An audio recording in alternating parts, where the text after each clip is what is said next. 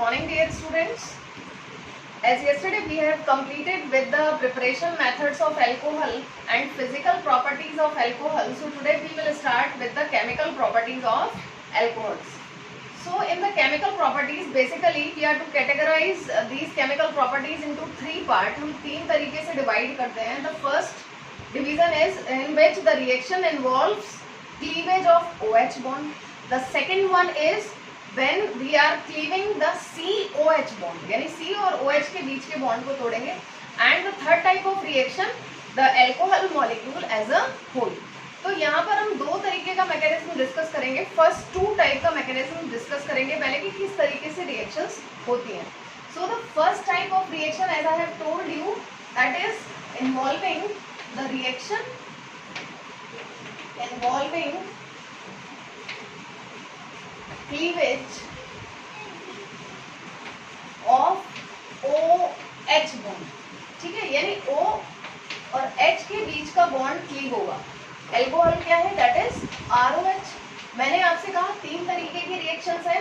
पहले टाइप की O और H के बीच का बॉन्ड टूट जाए, दूसरे टाइप की R और OH के बीच का बॉन्ड टूट जाए, और तीसरे तरीके की जिसमें completely alcohol molecule involve.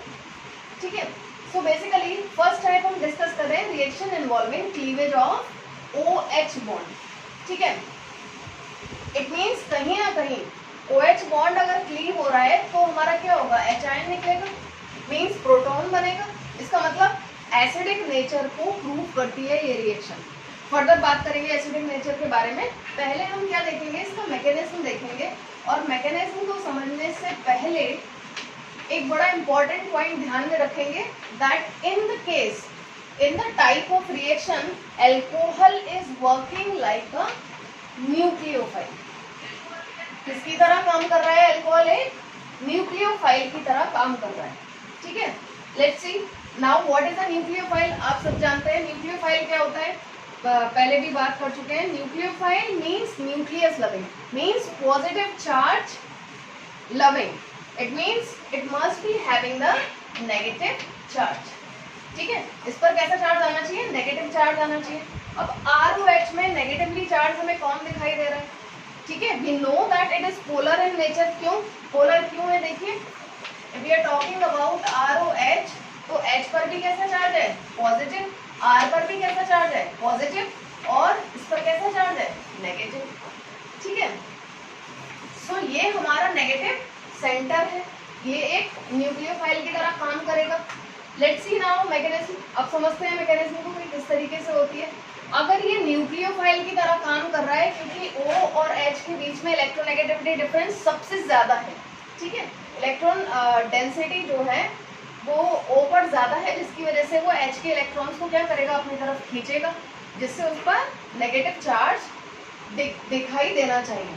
Now let's see if I am talking about ROH that is having partial negative and it is having partial positive, और मुझे इसको न्यूक्लियोफाइल की तरह बिहेव कराना है. It means there must be the attack of a electrophile.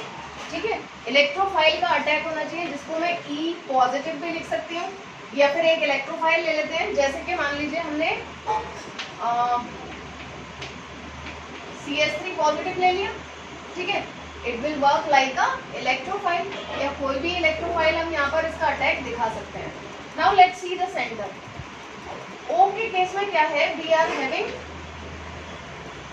To lone pair of electrons. ठीक है, यहाँ पर इलेक्ट्रॉन डेंसिटी ज्यादा है, यहाँ पर इलेक्ट्रॉन की एक्सेस दिखाई दे रही है, और इसको क्या है? It is seeking for electron. इसको किसकी जरूरत है? इलेक्ट्रॉन्स की जरूरत है. So from where it is getting the electron? ये O से इलेक्ट्रॉन यहाँ पर हमें दिखाई दे रहा है कि O से इलेक्ट्रॉन किसको मिल जाएंगे? कार्बन को मिल जाएंगे. So what will happen now? R, इसको ऐसे लिख सकते हैं, और इस कार्बन को किससे जोड़ देते हैं? O से जोड़ देते हैं. क्यों? क्योंकि इसने ये जो है लोन पेयर अपना किसको डोनेट कर दिया? इस मिथाइल कैटायन को. ठीक है, मिथाइल कैटायन को प्रोवाइड कर दिया. ठीक है, तो इस पर कैसा चार्ज आ जाएगा? It would be getting the positive charge. एक लोन पेयर रह गया और यहाँ पर पॉजिटिव चार्ज हमें अपीयर होता हुआ दिखाई दे गया. ठीक है, तो now what will happen? O पर कैसा चार्ज आ रहा है? पॉजिटिव, जबकि O का नेचर कैसा है हम सारे जानते हैं कि ये नेगेटिवली चार्ज होता है। ठीक है, हमें पता है नेगेटिवली चार्ज होता है, इसकी इलेक्ट्रोनेगेटिविटी ज़्यादा होती है, तो ये पॉजिटिव चार्ज इसे क्या लग रहा है, खराब लग रहा है। अब ये क्या कोशिश करेगा, इस पॉजिटिव चार्ज को खत्म करने की कोशिश करेगा, इसको हटाने की कोशिश करेगा। उसके लिए ये क्या करेगा, अपने इलेक्ट्रॉन्स खींचेगा। इलेक्ट्रॉन्स ये तीनों एंड से खींच सकता है, ठीक है, लेकिन किससे आसानी से खींच सकता है, किससे आसानी से अपने इलेक्ट्रॉन्स को पुल कर सकता है, हाइड्रोजन से। ठीक है, तो ये क्या करेगा, इससे आराम से अपने इलेक्ट्रॉन्स को ले लेगा और finally what we are having, H would be added। ठीक है, तो I think must be clear. O पर क्या है, लोन पेयर ऑफ इलेक्ट्रॉन्स हैं। जब भी कोई इलेक्ट्रोफाइल अटैक करेगा वो कौन सा एंड देखेगा, जहाँ पर इलेक्ट्रॉन डेंसिटी ज्यादा हो। इस पूरे अल्कोहल में इलेक्ट्रॉन डेंसिटी O पर ज्यादा है, O पर ज्यादा होने की वजह से लोन पेयर एक्सेप्ट कर लेगा इलेक्ट्रोफाइल और यहाँ पर बॉन्ड बनाएगा। अब O पर कैसा चार्ज आ गया, पॉजिटिव चार्ज, क्योंकि इसने अपने लोन पेयर को डोनेट किया। ठीक है, डोनेट करने की वजह से यहाँ पर बॉन्ड बन गया। तो दो चीजें हुई, एक तो इस पर पॉजिटिव चार्ज आ गया, जो पॉजिटिव चार्ज इसको पसंद नहीं है ऑब्वियसली, क्योंकि इलेक्ट्रोनेगेटिविटी इसकी ज्यादा होती है। द नेक्स्ट थिंग इज कि O ने 3 बॉन्ड बना लिए, जबकि ये कैसे बॉन्ड कितने बना सकता है, 2 बॉन्ड बना सकता है, हमें अच्छे से पता है। 6 वैलेंस इलेक्ट्रॉन है, 8 ऑक्टेट कंप्लीट करने के लिए चाहिए, तो एक बॉन्ड इसको तोड़ना ही तोड़ना है। तो ये अपने इलेक्ट्रॉन्स को H से जो है खींच लेगा, इलेक्ट्रोनेगेटिविटी सबसे ज्यादा इसकी वजह से होने की वजह से। ठीक है, and further the H ion would be released. So like this the mechanism would be there of first type of cleavage. अब second type का cleavage देखते हैं हम। If we are taking a reaction involving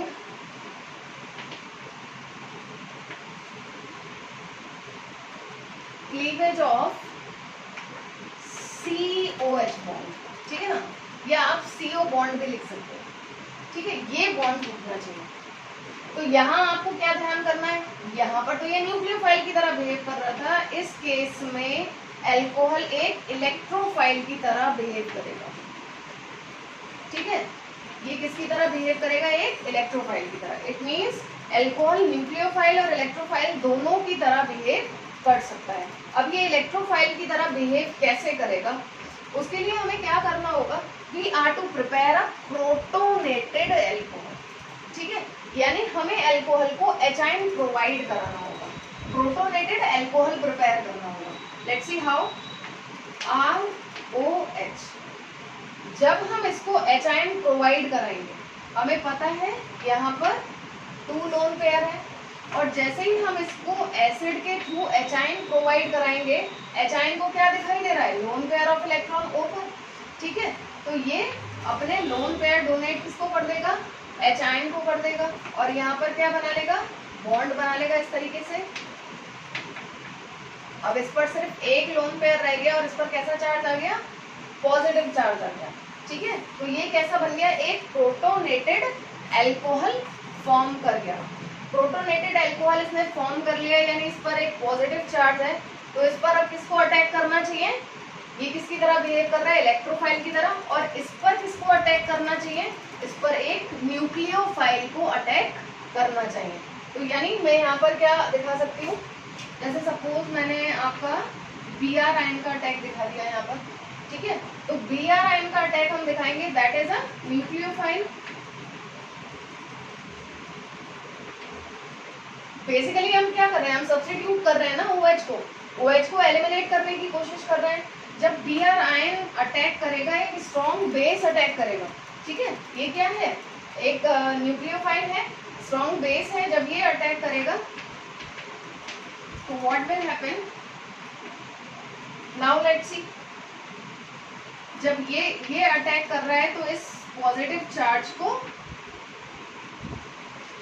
balance करने की कोशिश करेगा। इस पर पॉजिटिव चार्ज है, इसका नेचर कैसा है, ये इलेक्ट्रोनेगेटिव है, और यहाँ पर हमें क्या दिखाई दे रहा है, एक बेटर लीविंग ग्रुप दिखाई दे रहा है। ठीक है, हमें सबको पता है कि water is a better leaving group. जब तक OH था ये आसानी से नहीं निकल सकता था, आर्क से बॉन्ड नहीं टूट सकता था, लेकिन जब वाटर बन गया, ठीक है, तो ये अपने आप में स्टेबल होता है, हमें अच्छी तरीके से पता है। ऊपर से इस पे पॉजिटिव चार्ज आ रहा है, तो ये क्या कोशिश करेगा, अलग होने की कोशिश करेगा।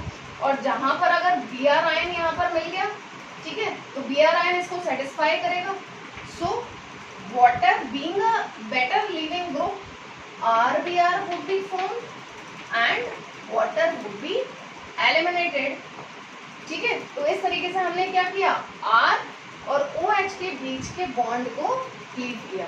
तो या तो यहाँ पे हमें क्या देखने के लिए मिलेगा, न्यूक्लियोफिलिक सब्स्टिट्यूशन देखने के लिए मिलेगा, या हम क्या देखते हैं, OH का एलिमिनेशन देखते हैं. इस केस में प्रोटॉन का एलिमिनेशन देख रहे हैं, इस केस में OH आयन का एलिमिनेशन देख रहे हैं. So these two are very important type of reactions जिनके बारे में हम यहाँ पर बात करेंगे. ठीक है, अब और दूसरी चीज क्या है, थर्ड टाइप का क्या है जिसमें कंप्लीट इन्वॉल्वमेंट होगा अल्कोहल का. तो ये आज हम लोगों ने मैकेनिज्म डिस्कस कर ली. फर्दर हम रिएक्शंस इससे रिलेटेड डिस्कस करेंगे, लेकिन उससे पहले यहाँ पर देखेंगे एसिडिक नेचर ऑफ अल्कोहल. ठीक है, एसिडिक नेचर को समझ लेते हैं और कंपैरिजन भी देख लेते हैं उसका कि अल्कोहल एसिडिक है, किस तरीके से एसिडिक है, ये हमें प्रूव करना है. Let's see now.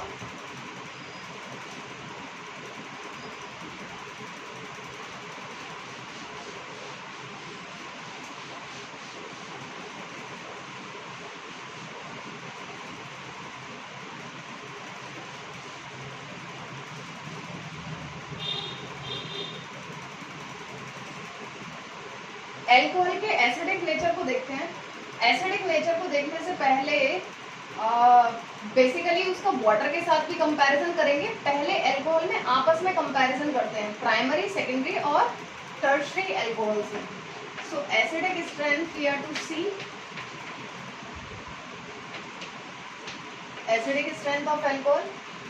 Primary alcohol क्या होता है हमें सबको पता है, दैट इज RCH2OH2 में प्राइमरी एल्कोहल लिख सकती हूँ. एल्कोहलिक ग्रुप जिस कार्बन से जुड़ा हो उसको डायरेक्टली एक ही कार्बन से जुड़ा होना चाहिए. सेकेंडरी का मतलब हो गया हमारा एल्कोहलिक ग्रुप जिस कार्बन से जुड़ा है उसको डायरेक्टली दो कार्बन से जुड़ा हुआ होना चाहिए, सेकेंडरी हो गया. और अगर टर्शरी की बात करें तो जिस कार्बन से हमारा एल्कोहलिक ग्रुप जुड़ा है उसको फर्दर 3 कार्बन से डायरेक्टली जुड़ा हुआ होना चाहिए. नाउ सबसे पहले डिस्कस करेंगे कि इन तीनों में एसिडिक स्ट्रेंथ क्या है, यानी कौन आसानी से H आयन प्रोवाइड कर देगा, डोनेट कर देगा. ठीक है, तो मान लीजिए अभी हमने पहला केस देखा था कि H आयन डोनेट करता है, इसका मतलब एसिडिक है. ठीक है, जब ये न्यूक्लियोफाइल की तरह बिहेव करेगा तो एक एसिड की तरह बिहेव करेगा.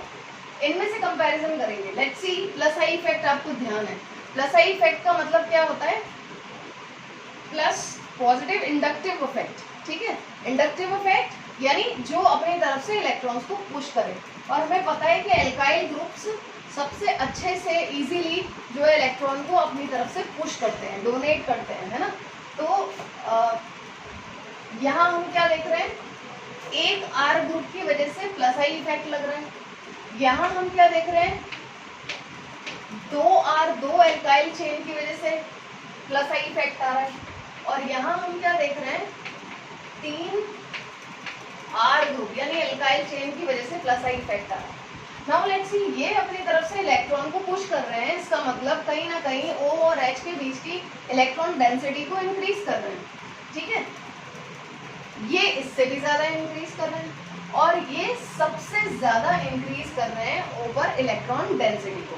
तो ऊपर जब इलेक्ट्रॉन डेंसिटी बढ़ रही है तो बेसिकली हम इस तरीके से भी समझ सकते हैं कि ये H आयन को जल्दी रिलीज नहीं करेगा, क्योंकि H को क्या चाहिए, उसको इलेक्ट्रॉन चाहिए. अब वो पहले से ही इलेक्ट्रॉन डेंसिटी उसकी बढ़ी हुई थी और ज्यादा बढ़ गई आर की वजह से. तो इस वजह से क्या होगा कि इलेक्ट्रॉन O पर बढ़ने की वजह से H आयन जल्दी रिलीज नहीं होगा. इस केस में जल्दी रिलीज नहीं होगा, इस केस में और जल्दी रिलीज नहीं होगा क्योंकि और ज्यादा इलेक्ट्रॉन डेंसिटी बढ़ गई. और इस केस में सबसे ज्यादा इलेक्ट्रॉन डेंसिटी बढ़ गई, इसका मतलब इसमें बिल्कुल भी आसानी से H आयन रिलीज नहीं होगा. तो यहाँ मैं ऑर्डर लिख सकती हूँ, primary is more acidic then secondary is more acidic then tertiary alcohol. That would be the order. Now let's see the comparison with water. Water भी कैसा होता है, that is acidic in nature. Basically होता तो amphoteric है nature में, H ion और OH ion provide करता है. ठीक है, लेकिन बहुत हमें पता है स्ट्रॉन्ग एसिड तो नहीं है, दोनों ही स्ट्रॉन्ग एसिड नहीं है, दोनों ही कैसे एसिड है, दोनों ही वीक एसिड है, ठीक है। अब अगर इन दोनों की कंपैरिजन करें, ROH की कंपैरिजन करें और HOH की कंपैरिजन करें, तो हम क्या देख रहे हैं दैट इस केस में तो O और H के बीच का बॉन्ड स्ट्रॉन्ग हो रहा है, यानी H इजीली रिलीज नहीं कर रहा। लेकिन इस केस में ऐसा कुछ नहीं है, यहाँ पर कोई प्लस आई इफेक्ट या माइनस आई इफेक्ट काम नहीं कर रहा है, तो ये इसकी कंपैरिजन में H आयन को जल्दी से रिलीज कर देता है। तो अगर मैं यहाँ पर मेंशन करूँ कि हमारा वाटर जो है वो और ज्यादा एसिडिक होता है, तो वो सही होगा। It means order would be that के वाटर जो है वो मोर एसिडिक होता है in comparison to different alcohols except methyl alcohol. क्योंकि मिथाइल एल्कोहल कैसा है, मिथाइल एल्कोहल जो है हमारा ना प्राइमरी है, ना सेकेंडरी है, ना टर्शियरी है, क्योंकि यहाँ पर OH डायरेक्ट CH3 ग्रुप से जुड़ा है, ये किसी ऐसे कार्बन से नहीं जुड़ा जो फर्दर एक कार्बन से जुड़ा है, ठीक है। तो ये इससे भी पहले that you are to remember. Now the next thing is कि हम इसको Bronsted Lowry concept of acid and base से भी समझेंगे, जो हमारे 11th क्लास के सिलेबस में था, हम लोगों ने पढ़ा है Brønsted Lowry concept of acid and base. Now let's सी किस तरीके से इसको समझ सकते हैं।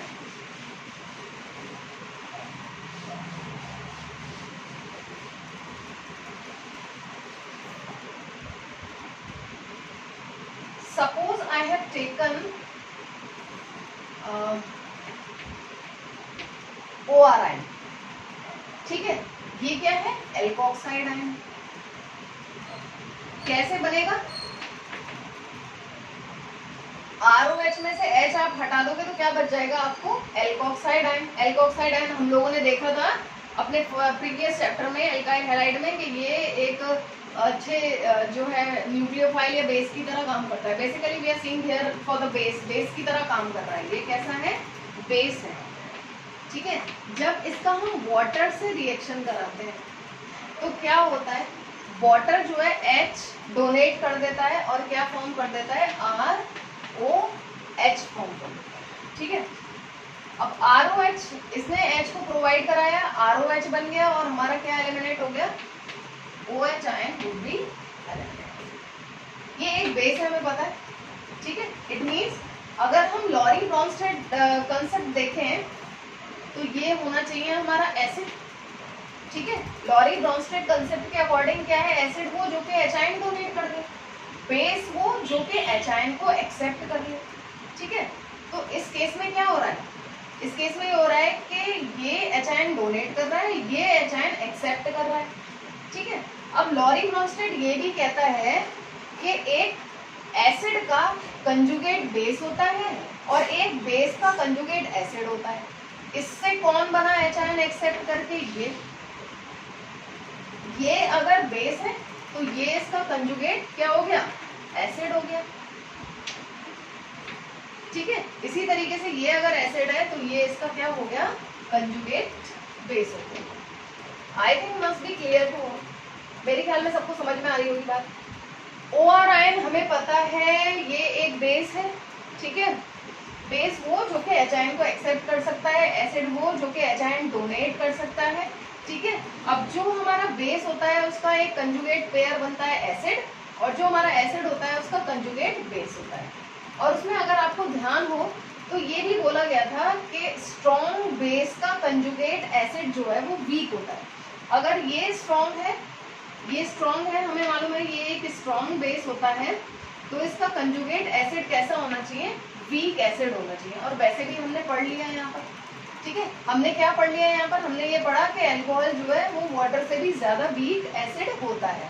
तो ये एक वीक एसिड है, तो इसके कंजुगेट पेयर को कैसा होना चाहिए, स्ट्रॉन्ग बेस होना चाहिए, ठीक है।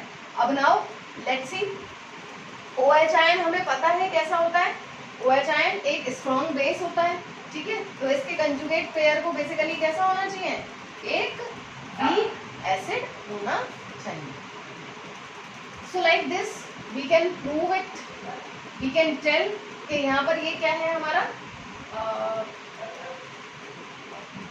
ये हमारा स्ट्रॉन्ग बेस है और ये इसका वीक कंजुगेट एसिड है, ठीक है। और एक बात ध्यान दीजिएगा, वाटर भी क्या है, बेसिकली एक वीक एसिड होता है और इसका कंजुगेट पेयर कैसा बनेगा, एक स्ट्रॉन्ग बेस फॉर्म करेगा। सो लाइक दिस हम एसिडिक स्ट्रेंथ को एक्सप्लेन कर सकते हैं, ठीक है।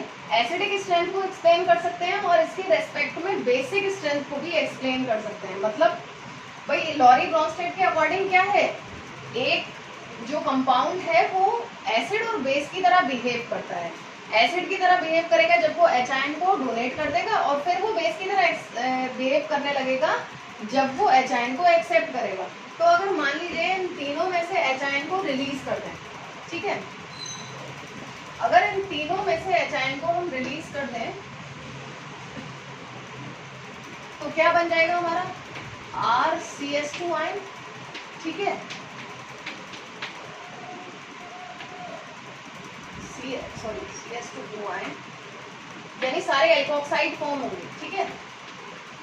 अब हमें अगर ये पता लगाना है कि इन तीनों में से स्ट्रॉन्ग बेस कौन सा है, ठीक है, तो स्ट्रॉन्ग बेस हम कौन सा करेंगे, कौन सा होना चाहिए हमारा स्ट्रॉन्ग बेस, तो it must be acidic strength का ऑर्डर क्या नजर आ रहा है हमें, primary then secondary then tertiary, ठीक है। लेकिन स्ट्रॉन्ग बेस का ऑर्डर क्या नजर आएगा हमें,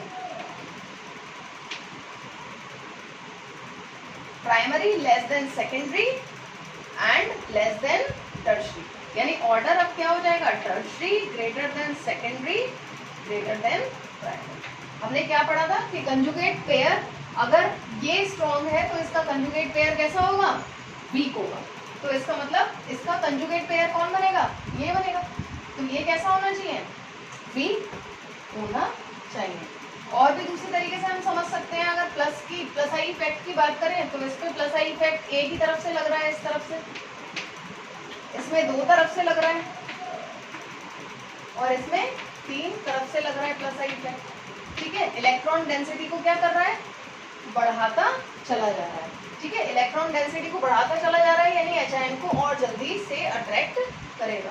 बेस वही होगा ना, अच्छा, जो इजीली एच आयन को एक्सेप्ट कर ले, ठीक है। तो उस बेसिस पे भी देखें तो हमारा ऑर्डर क्या आता है, tertiary greater than secondary greater than primary, this is for basic order, ठीक है। और इसी तरीके से इससे क्या बनेगा, इससे OH आयन बनेगा, ठीक है। तो OH आयन और कहाँ आ गया, OH आयन और इसके बाद आ गया, ठीक है। और इसके बाद कौन आ गया, मिथाइल अल्कोहल इसके बाद आ जाता है, ठीक है।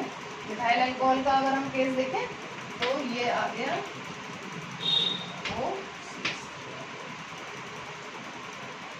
I think it must be clear to all, ठीक है।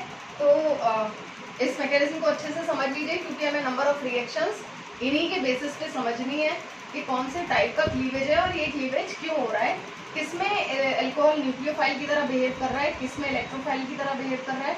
एंड इस पर बहुत ज़्यादा क्वेश्चन पूछे जाते हैं आपसे एग्जाम में कि एसिडिक स्ट्रेंथ का ऑर्डर क्या है, अल्कोहल का वाटर से कंपैरिजन पूछा जाता है, आपस में प्राइमरी सेकेंडरी और टर्शियरी का कंपैरिजन पूछा जाता है।